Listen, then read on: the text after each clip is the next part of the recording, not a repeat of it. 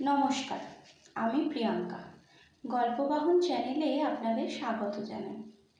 আজকে আপনাদের জন্য নিয়ে এলাম সম্পূর্ণ ভিন্ন স্বাদের একটি গল্প। গল্পটি হলো ভৌতিক সঙ্গম। গল্পটি প্রাপ্তবয়স্কদের জন্য, বাচ্চারা প্লিজ দূরে থেকো। গল্পটি লেখায় ও পাঠে আমি প্রিয়াঙ্কা। গল্পটি মন দিয়ে শোনার অনুরোধ রইল। গল্পটি যদি ভালো লেগে থাকে তাহলে একটা লাইক দিতে ভুলবেন না। আমার চ্যানেলটিকে সাবস্ক্রাইব করে পাশে থাকা বেল আইকনটি প্রেস করে দেবেন, যাতে আমার পরবর্তী গল্পটি সবার আগে আপনাদের কাছে পৌঁছে যায়। আপনাদের সহযোগিতা একান্তই কাম্য। শুরু করছি আজকের গল্প ভৌতিক সঙ্গম। গল্পটিকে গল্পের ছলেই নেবেন। ছোট্ট পিয়ালি। বাবা জমি ভাগে চাষ করেন, এছাড়া নিজেরও জমি আছে। পিয়ালির দুটো বড় দাদা আছে, আর বাড়িতে আছেন মা আর বৃদ্ধা ঠাকুমা। দাদারাও কলেজে পড়ে। পিয়ালি সবেমাত্র স্কুল ফাইনাল পাশ করেছে। রেজাল্ট মোটামুটি হয়েছে, কিন্তু দাদারা পড়াশোনায় বেশ ভালো। বাড়িতে কথাবার্তা হলো পিয়ালির বিয়ের জন্য। ছেলে দেখে তাকে তাড়াতাড়ি বিয়ে দিয়ে দেওয়া হবে। তখনও তো 18 বছরের আগে পরে এইসব ব্যাপার ছিল না। তাই পাত্র দেখা, কথাবার্তা, জোগাড়জাত এসবে প্রায় 1 বছর পার হয়ে গেল।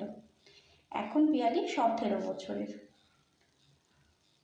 ওই 1 বছরে পিয়ালি মার কাছ থেকে রান্নাবান্নার কাজ, ঘর কন্যার কাজ ইত্যাদি শিখে নিচ্ছিল।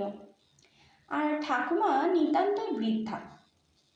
ছোটবেলায় ঠাকুমা পিয়ালিকে নানা রূপকথার গল্প, ভূত প্রেতের গল্প শোনাতেন। কিন্তু এই 1 বছরে কিভাবে শ্বশুরবাড়িতে থাকতে হয়, শ্বশুর শাশুড়ি সেবা করতে হয়, বরকে আঁচলে বেঁধে রাখতে হয় ইত্যাদি ইত্যাদি শেখাতেন ঠাকুমা। এছাড়া আরও অনেক দুষ্টু মিষ্টি কথাও তিনি বলতেন। সেগুলো শুনে পিয়ালি লজ্জায় লাল হয়ে দৌড়ে পালিয়ে যেত। আবার মনে মনে বেশ ভালো লাগতো। বিয়ের তখন 6 মাস দেরি। সব টুকটাক কেনাকাটা হচ্ছে, কত রকমের পরিকল্পনা। পিয়ালির একটা বান্ধবী ছিল, উর্মি। খুব ভাব দুজনের মধ্যে। একই স্কুলে পড়া, একই স্যারের কাছে টিউশন পড়তে যাওয়া, গরমকালের বিকেলে এর কাছ থেকে ওর কাছ থেকে আম চুরি করে এনে আম ছেচকি বানানো, আরও কত কী স্মৃতি দুজনের। দুজনে একাকী বসে গল্প করার সময় উর্মি জানতে পারে পিয়ালির বাড়ি থেকে সম্বন্ধ দেখছে। তখন যেমন খুশি হয়েছিল, তেমনি চোখের কোণায় একটু জলও এসেছিল। উর্মি পিয়ালিকে বলেছিল, শোন, তোকে প্রথম আইবুড়ো ভাতটা কিন্তু আমি খাওয়াবো। যেমন কথা তেমন কাজ। আজ সন্ধেবেলায় পিয়ালির নিমন্ত্রণ উর্মির বাড়িতে। মেঠো পথের শেষ বাড়িটা, অর্থাৎ পাকা রাস্তার গায়ে প্রথম বাড়িটা উর্মিদের। উর্মিদের বাড়ি পেরিয়ে একটা বাবলা গাছ ছাড়িয়ে 2-4টে বাড়ি পরে পিয়ালিদের বাড়ি। ওই বড় জোর 2-3 মিনিট হবে। উর্মির মা ওই গ্রামের একটি স্কুলে রান্নার কাজ করতেন, তাই দুপুরে পিয়ালিকে খাওয়াতে পারলেন না, তাই রাতের বেলায় ডেকেছেন। পিয়ালির খুব আনন্দ। সে বেশ পরিপাটি করে সেজে মায়ের একটা লাল শাড়ি পরেছে। সেই শাড়িটা পিয়ালির বেশ পছন্দ। হাতে পরেছে 2টো বালা, কানে ছোট্ট 2টো সোনার দুল, যেটা সে সবসময় পরে থাকতো। সেজে গুজে সে চলে গেছে উর্মিদের বাড়ি বেশ সন্ধে সন্ধে নাগাদ। সারা সন্ধে উর্মির সাথে হাসি ঠাট্টা মজা করে কাটিয়েছে। উর্মি খুব ভালো চুলের ডিজাইন করতে পারে, অর্থাৎ বেশ সুন্দর করে চুল বাঁধতে পারে। সে পিয়ালিকে বলল, পিয়ালি, তুই এত সুন্দর সেজেছিস, শাড়ি পরেছিস, তোর চুলটা বেশ খোলা রাখলে কিন্তু বেশ মানাতো। পিয়ালি বলল, এই না না, দেখ, মা ঠাকুমা খুব রাগ করবেন রাতে চুল খোলা রাখলে। উর্মি সোনার পাত্রী নয়। সে এক প্রকার জোর করেই পিয়ালির চুল খুলে খোলা চুলের সুন্দর একটা হেয়ার স্টাইল করে দিল। মুখে না না করলেও পিয়ালির কিন্তু বেশ পছন্দ হয়েছে। ওদিকে প্রায় 8:30 বেজে গেছে। উর্মির মায়ের রান্না প্রায় শেষের দিকে। পিয়ালিকে আবার খেয়ে দিয়ে বাড়িও ফিরতে হবে। যদিও বর্দার আনতে আসার কথা আছে, কিন্তু ওই বাবলা তলাটাতে পিয়ালির কেমন যেন ভয় ভয় লাগে। ঠাকুমার কাছে সে গল্প শুনেছে বহুকাল আগে নাকি গ্রামে এক নাপিত ছিল। নিজের বিয়ের রাতেই নিজের স্ত্রীর চরিত্র খারাপ জানতে পেরে সদ্য বিয়ে করা স্ত্রীকে ঘরে রেখে ওই বাবলা গাছে গলায় দড়ি দেয় সেই নাপিত। তারপর থেকে অনেকেই নাকি গভীর রাতে অনেকবার নাপিতকে দেখেছে। এই গল্প বহুকাল আগের, এখন কেউ খুব একটা পাত্তা দেয় না। কিন্তু পিয়ালি ওই গাছের নিচ দিয়ে গেলেই ঠাকুমার বলা গল্পগুলো সব মনে পড়ে যায়। উর্মির মা অনেক কিছু রান্না করেছেন, অনেক রকমের ভাজা ভুজি, ভালো মাছ, পায়েস। উর্মির মায়ের হাতের পায়েসটা পিয়ালির বেশ পছন্দের। খাওয়া দাওয়া করে উর্মির মা পিয়ালিকে একটা ছাপা সুতির শাড়ি, একটা আলতা, সিঁদুর উপহার দিল। সেটা নাকি দিতে হয় আইবুড়ো ভাত খাওয়ালে।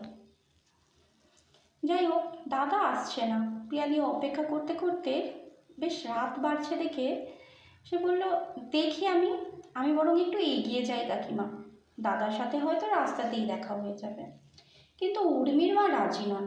একটা একা মেয়েকে অত রাতে, যদিও খুব বেশি দূর নয়।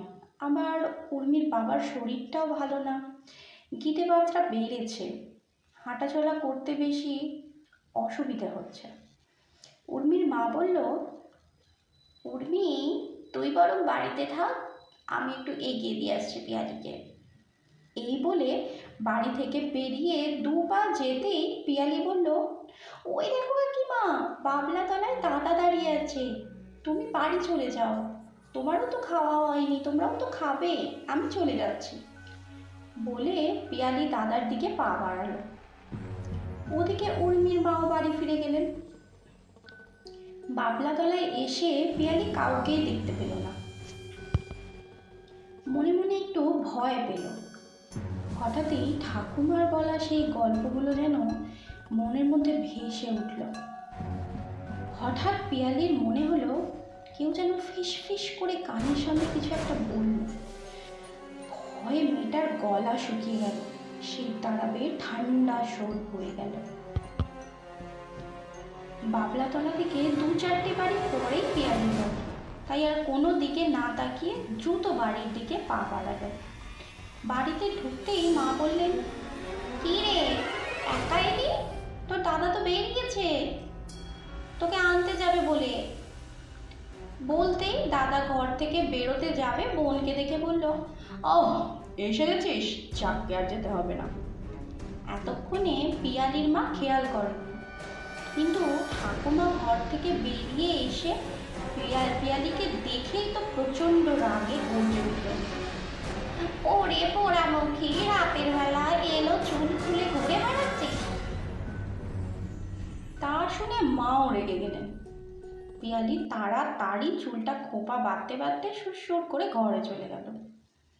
এই ঘটনার পর প্রায় দিনই রাতের বেলায় ভয়ের স্বপ্ন দেখত পিয়ালি।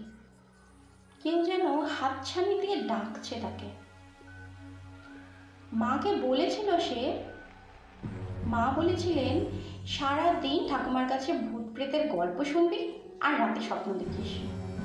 এরপর সেই শুভ দিনটি এলো, পিয়ালির বিয়ে হয়ে গেল। পিয়ালির শ্বশুরবাড়ি ছিল বাঙাল, তাই ওনাদের নিয়ম বৌমাকে সন্ধেবেলা বাড়ি নিয়ে ঢুকতে হবে, নতুন বৌমা যেন বাড়ির চাল অর্থাৎ ছাদ যেন না দেখে। তাই সন্ধেবেলা বরের গাড়ি করে যেতে যেতে সেদিনও সেই বাবলাতলায় পিয়ালির গা ছমছম করে উঠেছিল। তারপর এলো ফুলশয্যার রাত। আত্মীয় স্বজন, কনে যাত্রী সবাই নৈশ ভোজন সেরে যে যার মতো ঘুমোতে চলে গেল। শেষে টুকটাক যা রিচুয়াল ছিল সব মিটে গেলে পিয়ালিকে ফুল সাজানো খাটের উপরে বসিয়ে ননদিনীরা খিলখিল করে হাসতে হাসতে ঘরের বাইরে চলে গেল। পিয়ালির স্বামী ঘরে এসে দরজায় ছিটকানি দিয়ে বিছানার এক পাশে বসল। বিয়ের আগে পিয়ালি 2-3 বার মাত্র দেখেছে তার স্বামীকে, কথাবার্তা তেমন হয়নি। স্বামী বিছানায় এসে বসতেই পিয়ালি যেন আরো জড়সড় হয়ে গেল। তার স্বামীটিও একটু লাজুক প্রকৃতির, একটু ইতস্তত করে বললেন, দেখো, আমি তোমাকে জোর করব না, তুমি নির্ভয় থাকো। তোমাকে দেখে খুব ক্লান্ত মনে হচ্ছে, তুমি বরং খাটের ওপাশে শুয়ে পড়ো। এই বলে স্বামীও এপাশে শুয়ে পড়লেন। দুজনেই ঘুমিয়ে পড়ল। তখন প্রায় রাত 2টো। হঠাৎ স্ত্রী অর্থাৎ পিয়ালি অনুভব করলো কেউ যেন খাট থেকে তাকে মেঝেতে ঠেলে ফেলে দিল। পিয়ালি খুব চেষ্টা করছে চোখটা খুলে দেখার, তাকানোর, কিন্তু পারছে না। এক অজানা শক্তি তার সাথে সঙ্গম করছে। পিয়ালি আপ্রাণ চেষ্টা করছে ছাড়াবার, কিন্তু পারছে না। বেশ কিছুক্ষণ পর পিয়ালি চোখ খুলে তাকালো। সে ঘেমে নিয়ে একেবারে একসা, তার শরীরে একটাও পোশাক নেই। এদিক ওদিক তাকিয়ে দেখলো কেউ কোথাও নেই। স্বামীও অসাড়ে ঘুমোচ্ছেন। তাহলে কে কে করলো এমনটা? পরের দিন পিয়ালি কাউকে কিচ্ছু জানালো না। এরকম প্রতি রাতেই ঘটতে লাগলো। প্রতি রাতে ঘুমের মধ্যে কেউ যেন তাকে এক হাঁচকায় খাট থেকে টেনে নামিয়ে দিত এবং তার সাথে অশালীনভাবে সঙ্গম করত। পিয়ালি বাধা দেওয়ার চেষ্টা করত, কিন্তু পারত না। বেশ কিছুক্ষণ পর কেউ যেন তার শরীরের উপর থেকে উঠে চলে যেত। তারপর পিয়ালি চোখ খুলে আর কাউকেই দেখতে পেত না। এটা প্রতিদিনের ঘটনা হয়ে উঠতে লাগলো। স্বামীর সাথেও তার কোনো সম্পর্ক হয়নি শালীন, কিন্তু একটা বন্ধুত্বের সম্পর্ক হয়েছে। দুজনে গল্প করত, সময় কাটাতো। প্রথমটা স্বামীকে সে বলেনি, স্বামী কি ভাববে, পাছে যদি পিয়ালিকেই ভুল বোঝে। কিন্তু এরকমটা আর সহ্য করা যাচ্ছে না। একদিন পিয়ালি মনের সবটুকু সাহসকে একত্রিত করে স্বামীকে সব কথা জানালো। শুনে স্বামী প্রথমটা হতবাক হলেন। তারপর পিয়ালির ঠাকুমার সাহায্যে এক সিদ্ধ পুরুষের কাছে দুজনে গেল। তিনি বললেন, হ্যাঁ, ওই বাবলাতলার পিয়ালি যেদিন দাঁড়িয়েছিল সেদিনই এই অতৃপ্ত আত্মাটা তাকে ভর করেছে। ওই বাবলা গাছের যে নাপিতটি গলায় দড়ি দিয়েছিল তারই অতৃপ্ত আত্মাটা রোজ রাতে পিয়ালির সাথে সঙ্গম করে, কারণ সে বিয়ের রাত্রেই গলায় দড়ি দিয়েছিল। তার সাথে তার স্ত্রীর কোনো রকম কোনো সম্পর্ক হয়নি।